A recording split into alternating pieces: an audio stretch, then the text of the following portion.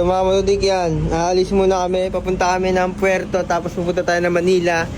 Doon tayo bibili ng muscle car, tsaka Camaro Bumblebee. Let's go! Aalis muna tayo ngayon at may iwan muna dito yung mga sasakyan natin dahil pupunta tayo sa Puerto Princesa para ipa-check up si Nathan Toby. Sinundo tayo ni Papa. Every 2 months talaga mga kamatodi kayo umuwi kami ng Puerto Princesa from Coron, Palawan para lang ipa-check up at pa-injectionan si Nathan Toby. Doon kasi naka-stay yung pigeon niya mga kamatodi kaya lagi kaming umuwi. Nakarating na kami dito sa pier mga kamatodi at ayan kung makikita ninyo pinapayong-payungan ko sila lady driver nyo dahil medyo mainit talaga dito. Pasakay na nga kami sa barko at 10 to 12 hours lang yung biyahe namin bago kami makarating doon. Pagdating nga pala namin ng Puerto Princesa mga kamatodi kay pagtapos injectionan at bakunahan yung anak namin ay didiretso na kagad kami sa Manila. Alam nyo na yung plano, kaya wag na kayong magtanong kung ano.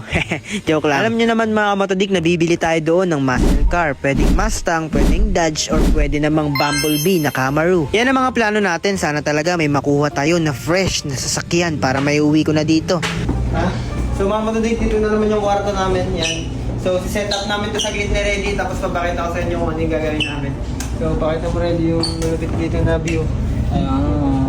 At ito ay set up na kagad namin ni ready yung kama. Kailangan namin pagdugtungin ito dito sa baba para may magapang-gapangan si Nathan Toby mamaya. Sobrang likot na kasi ng anak namin na to. Gapang ng gapang. Laging tumatayo. Hindi ko na maintindihan kung ano ba ang gusto. At ang susunod naman nito ay lalakad-lakad na si Nathan Toby at sigurado ako mapapagod na kami kakahabol-habol dito sa batang pogi na to. At ito na mga kamatodik, kinaakit na ulit yung tali dahil aalis na kami. At kami ay aalis na. Magkita-kita tayo mga kamatodik ha. At yung sasakyan na bibili natin ay malapit na. Let's go!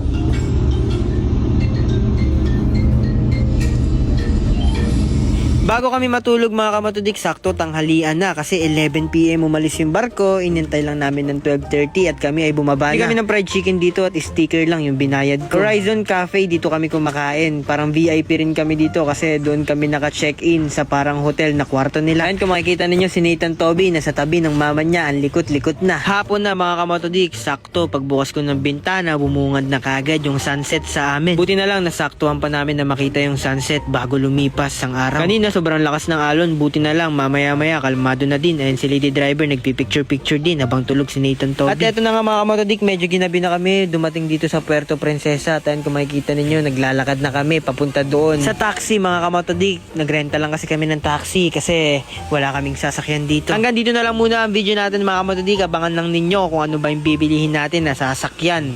Pwedeng Camaro, Dodge, or Mustang. Ano sa tingin ninyo yung maganda?